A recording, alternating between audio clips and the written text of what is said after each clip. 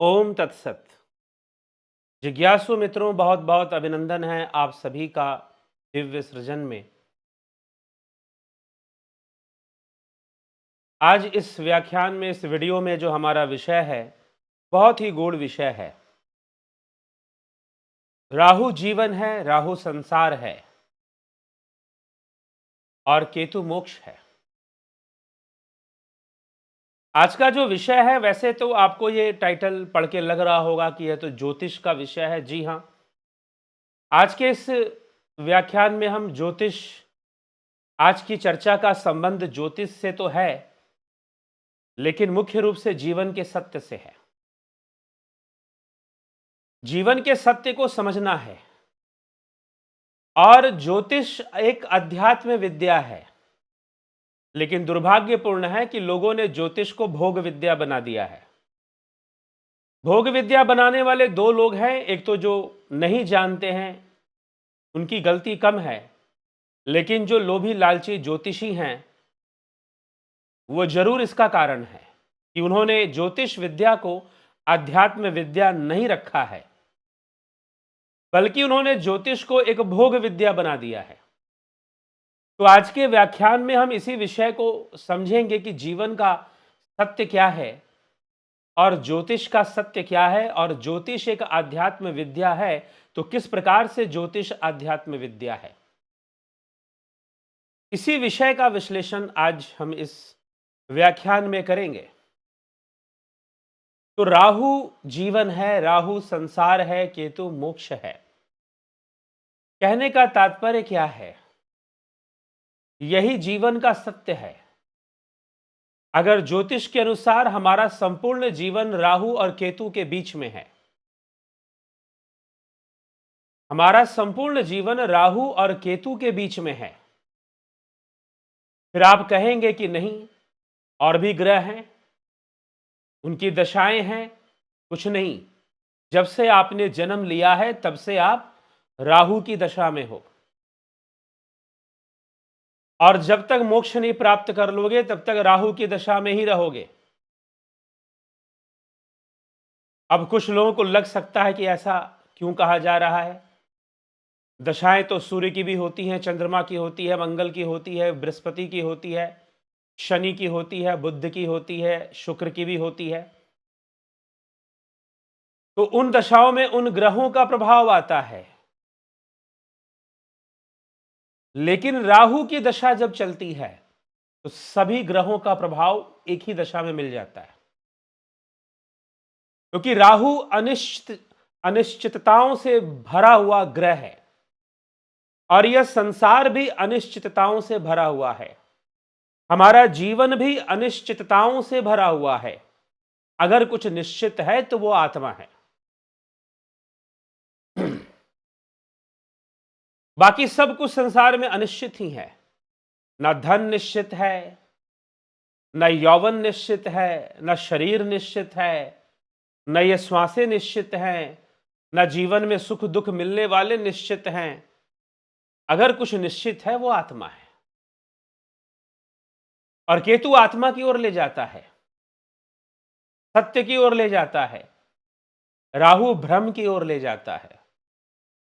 अकेले राहु की दशा में, अगर आपकी जन्म कुंडली में कभी राहु की दशा चली हो, महादशा चली हो, या 1.5 साल के लिए, कुछ महीनों के लिए जो अंतरदशा चलती है, अंतरदशा चली हो, तो उस दशा के अंदर राहु आपको हंसाता भी है, रुलाता भी है, धन भी दिलवाता है, धन का नुकसान भी करवाता है, ओवर कॉन्फिडेंस भी दे देता है, इमोशनली हर्ट भी कर देता है, ओवर थिंकिंग भी बहुत चलती है।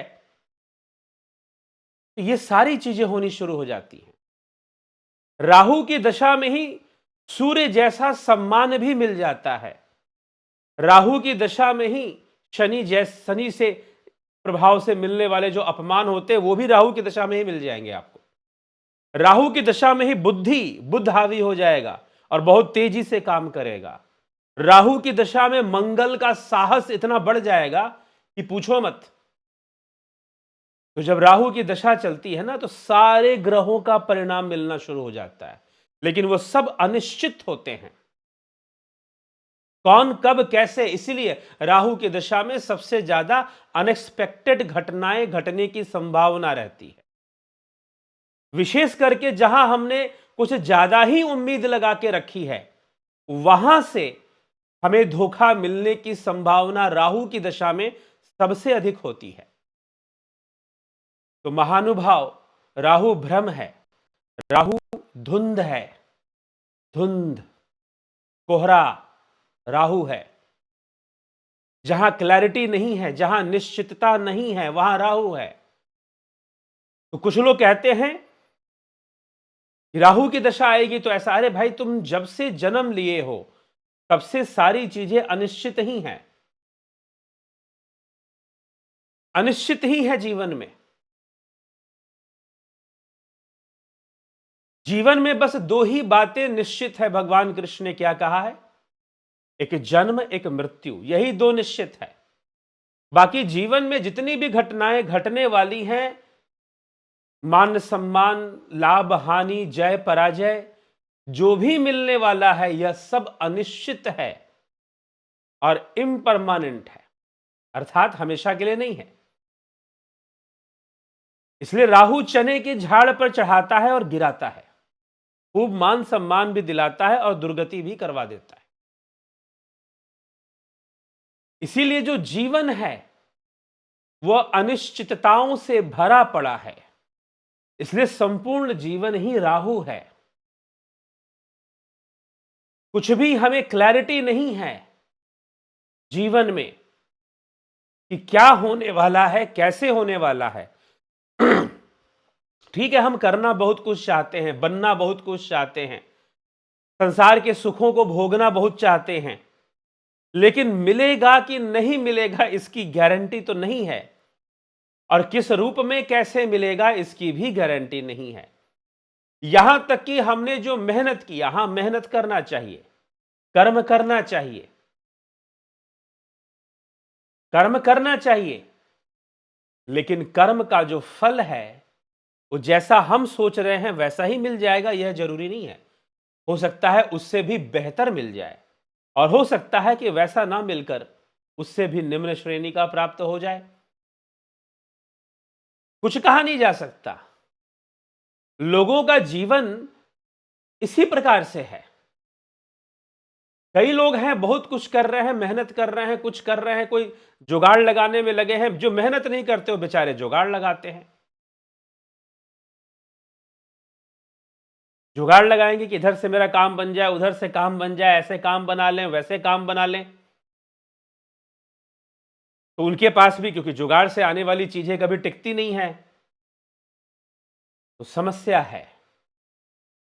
जिस शरीर को हम अपना समझते हैं वो शरीर अपना नहीं है। बचपन में हम कुछ अलग तरीके से दिखते थे, जवान हो गए अलग, अब वृद्धावस्था में चले जाएंगे कुछ अलग ढंग से ही हमारा रूप हो जाएगा। कुछ भी स्थिर नहीं है, सब कुछ परिवर्तनशील है, और यह परिवर्तनशीलता ही तो संशय उत्पन्न करता है। यह परिवर्तनशीलता ही तो धुंध में, कोहरे में कभी गाड़ी चलाइए तो कैसा दृश्य सामने होता है, दृश्य बदलता रहता है, पता नहीं अगले पल क्या होगा। गाड़ी की स्पीड बढ़ा दी तो क्या होगा। बड़ी अनिश्चितता की अवस्था बन जाती है। हम निश्चित नहीं होते हैं कि आगे रास्ता कैसे मिलने वाला है। अगर हम रास्ते के बारे में जानते हैं तो फिर तो थोड़ा जानते हैं, जानना मतलब गुरु बृहस्पति ज्ञान। अगर हम जानते हैं तो थोड़ा सा आत्मविश्वास बढ़ेगा कि हां चलो जानते तो है ना रास्ते के बारे में। लेकिन फिर भी रास्ते में अगर जानते भी हैं, मान लो कुछ हो गया, तो कोई गाड़ी खड़ी हो और कोहरे में हमें दिखे ना, कोई पेड़ गिर गया हो और कोहरे में हमें दिखे ही ना, ठीक ना। तो अनिश्चितताओं से जीवन भरा पड़ा है। हर मामले में, रिश्तों के मामले में अनसर्टेनिटी है। यहां पर अनसर्टेनिटी प्रिंसिपल आपने पढ़ा है कभी? वो भी इसी तरह की बातें करते हैं। फिजिक्स के अंदर एक अनसर्टेनिटी प्रिंसिपल होता है, उसमें भी अनसर्टेन है कि भाई वेव को देखो तो पार्टिकल का पोजीशन बिगड़ता है, उसका पोजीशन फिक्स करो तो वेव, कुछ इस तरह की बातें उसमें हम फिर डीप फिजिक्स में चले जाएंगे उसको समझने में। तो उसी तरह की बातें की, तो अनिश्चितताएं हैं यहां पर, ठीक है। तो इसीलिए कोई भी चीज यहां परमानेंट और निश्चित नहीं होती है। तो हमें बहुत गंभीरता से इस बात को विचार करना है और समझना है। तो राहु, इसीलिए मैंने कहा कि राहु संसार है, क्योंकि हम संसार को इंद्रियों से देखते हैं और इंद्रियों से जो भी दिखाई देता है वो सत्य नहीं है, वो तो सापेक्ष ज्ञान है, इंद्रिय सापेक्ष ज्ञान। इंद्रिय सापेक्ष ज्ञान मतलब कि knowledge relative to your senses. तो राहु सापेक्ष ज्ञान का ग्रह है, राहु सत्य ज्ञान का ग्रह नहीं है। राहु भ्रम का ग्रह है, भ्रम पैदा करता है, इल्यूजन क्रिएट करता है। अगले क्षण क्या होने वाला है, कैसे चलने वाला है, हमारी आर्थिक स्थिति कैसी रहेगी, स्वास्थ्य की स्थिति क्या रहेगी, कुछ भी निश्चित नहीं है। आप खुद अपने जीवन में देखो ना, कुछ भी निश्चित नहीं है। तो अब चाहे सूर्य की दशा चल रही हो, बुध की दशा चल रही हो और किसकी भी दशा चल रही हो, वास्तव में मान के चलो कि राहु की दशा ही चल रही है। और ऐसा मान लो कि राहु की दशा ही चल रही है, तो फिर इस राहु की दशा में आसक्ति मत रखो, किसी भी वस्तु से आसक्ति मत रखो, किसी भी चीज को निश्चित मत करो, क्योंकि वो निश्चित अपने आप में भी नहीं है, आप ही उसको निश्चित मान के चल बैठते हैं। ये रिश्ते निश्चित रूप से चलेंगे, ये ऐसे निश्चित रूप से चलेगा या वैसे निश्चित रूप से चलेगा, कुछ भी निश्चित नहीं। कुछ लोग कहते हैं कि हम सूर्य का उपाय कर लें, बुध का उपाय कर लें। अरे मैं कहता हूं तुम राहु की दशा चले चाहे ना चले, फिर भी राहु का उपाय कर लो, ठीक है। राहु की दशा चल रही हो चाहे ना चल रही हो, राहु का उपाय हमेशा करते रहो, ठीक है। क्योंकि यह संसार अनिश्चितताओं से भरा पड़ा है। अभी सफलता मिल रही है, अभी अच्छी नौकरी चल रही है, अभी पता नहीं कब क्या चलना शुरू हो जाए, और आप प्लानिंग किए जा रहे हैं। प्रकृति ने कुछ और ही प्लानिंग करके रखा हुआ है। प्रकृति ने प्लानिंग किया है कि आपको एक अनिश्चित अवस्था में ही छोड़ेगी वो, और लटका के रखेगी। लटकाएगी नहीं तो पुनरअपि जननम पुनरअपि मरणम क्यों होगा, ठीक है। प्रकृति आपको अनिश्चित अवस्था में ही रखेगी, मरोगे तो भी, नहीं तो मोक्ष नहीं प्राप्त कर लोगे, ठीक। आपको अनिश्चित अवस्था में रखेगी, आपको अपूर्ण कामनाओं की स्थिति में बना के रखेगी प्रकृति, नहीं तो मोक्ष नहीं प्राप्त कर लोगे फिर। यहां समस्या है। इसलिए राहु की दशा समझो कि जन्म से ही चल रही है, और राहु की दशा के जो उपाय होते हैं, दान तो करो ही, साहसी भी बनो, किसी चीज में आसक्ति मत रखो। राहु की जब दशा चले तो मुझसे जो लोग बातें करते हैं, मैं उनको कह देता हूं भाई किसी चीज की कोई गारंटी नहीं है।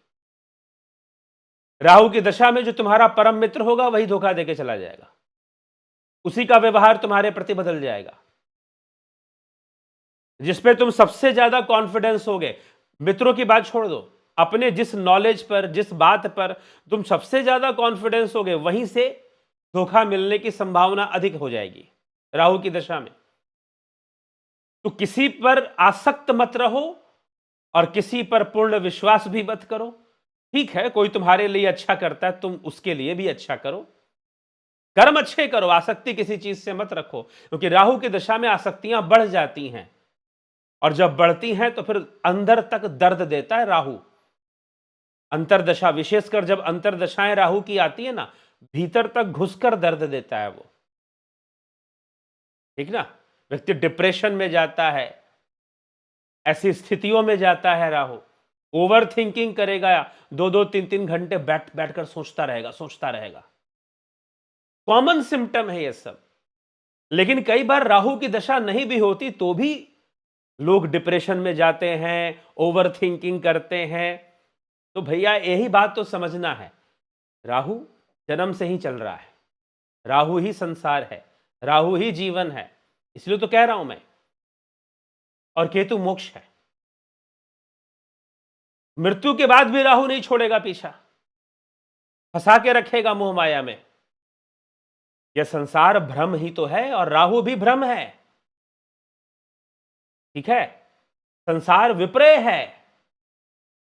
रस्सी में सर्प दिखाई देता है, वैसे ये संसार दिखाई देता है। इसलिए ब्रह्म सत्यम जगन मिथ्या, मोक्ष ब्रह्म है, जगत मिथ्या है, इसलिए जगत राहु है, इसलिए केतु मोक्ष है, ऐसे कहा गया है। और इसी कारण से ज्योतिष एक आध्यात्म विद्या है। ज्योतिष दिखाता है कि आप अनिश्चितताओं की अवस्थाओं में ही रहने वाले हो जीवन में। लेकिन दुर्भाग्यपूर्ण क्या है, हमें इतना पैसा मिलेगा कि नहीं, हमारी कामनाएं पूर्ण होंगी कि नहीं, हमारी शादी अच्छी होगी कि नहीं, हम इन सब चीजों में पड़े रहते हैं और इन सब चीजों को सही करने में लगे रहते हैं।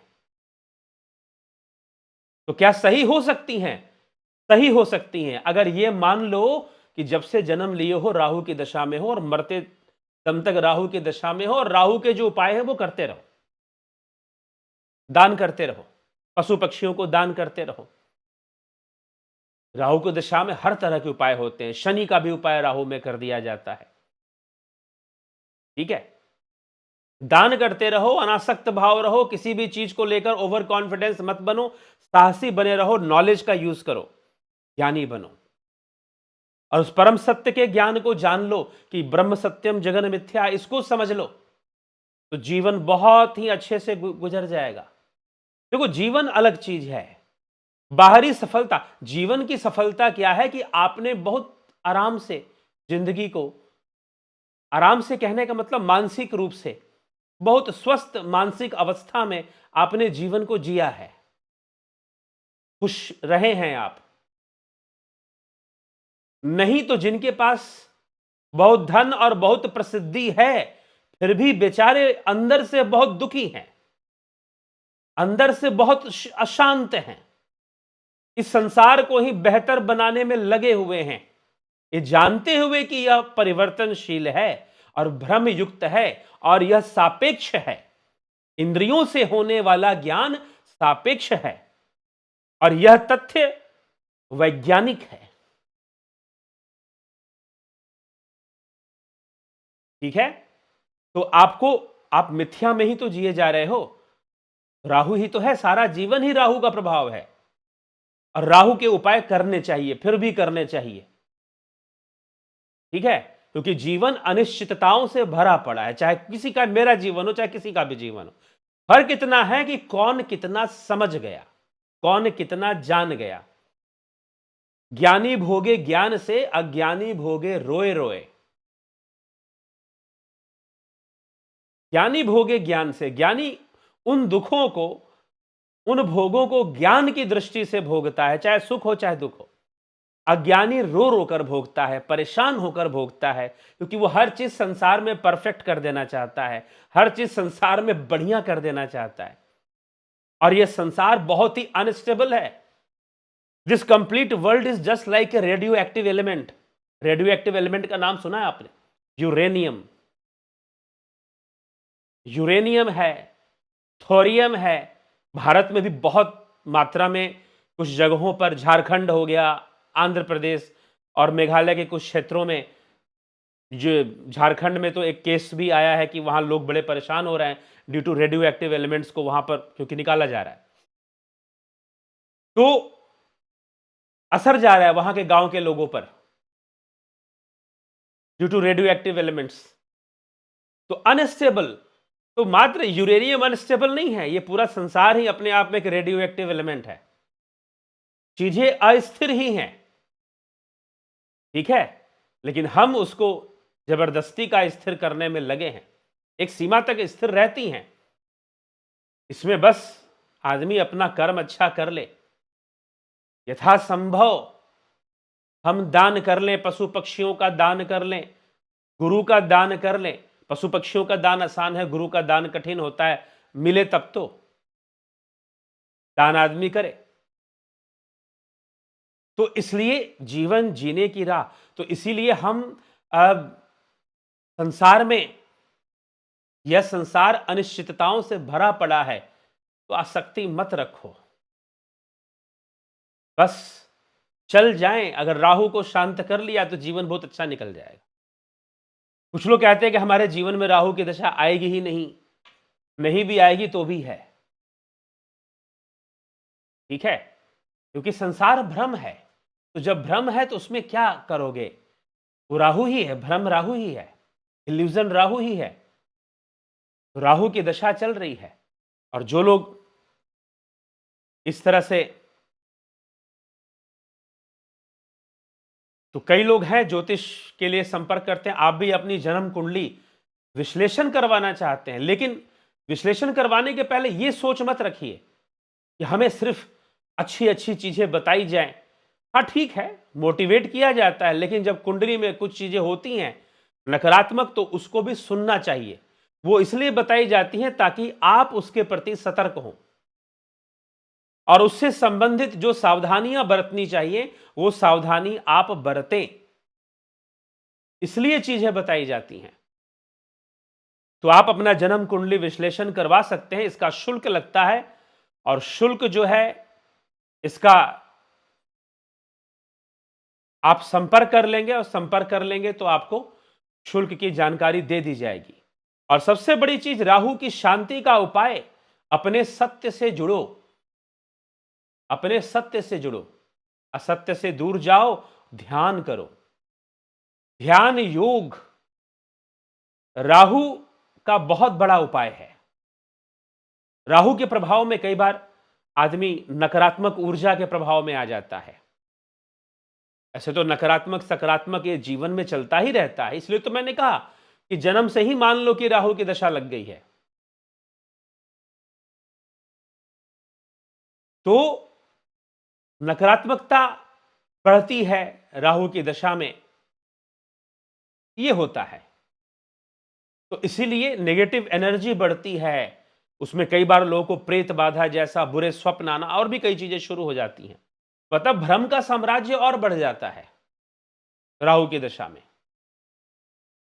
ऐसे भ्रम तो शुरू से ही है, जन्म से ही है। इंद्रियों का अनुभव, इंद्रियों का साम्राज्य ही भ्रमित है, इंद्रजाल उसी को कहते हैं। तो राहु इंद्रजाल ही तो है, तो उसका उपाय होना चाहिए। तो उपाय यही है, आत्मा की ओर चलो, आत्मा की ओर चलो। और ध्यान योग आत्मा की यात्रा है, आत्मा की यात्रा है।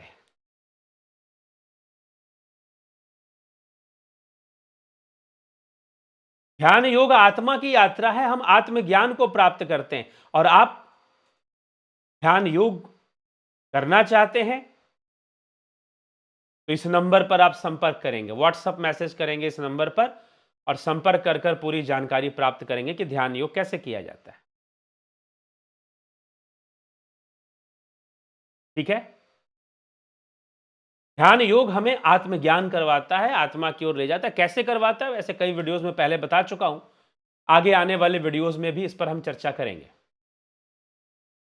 तो मोक्ष प्राप्त करना है, केतु मोक्ष है, मोक्ष बिना आत्मज्ञान के संभव नहीं है। आत्मकेर ज्ञान बिना विमुक्तिर न सिद्धते ब्रह्मशतांतरे अपि, विमुक्तिर न सिद्धते ब्रह्मशतांतरे अपि। तो मुक्ति सिद्ध नहीं हो सकती है आत्मज्ञान के बिना, मोक्ष संभव नहीं है, क्योंकि आत्मा ही सत्य है और संसार मिथ्या, भ्रम। इसीलिए, क्योंकि इंद्रियों से है, इसलिए ऐसा कहा जा रहा है। तो चलिए हम इस पर चिंतन करें, मनन करें।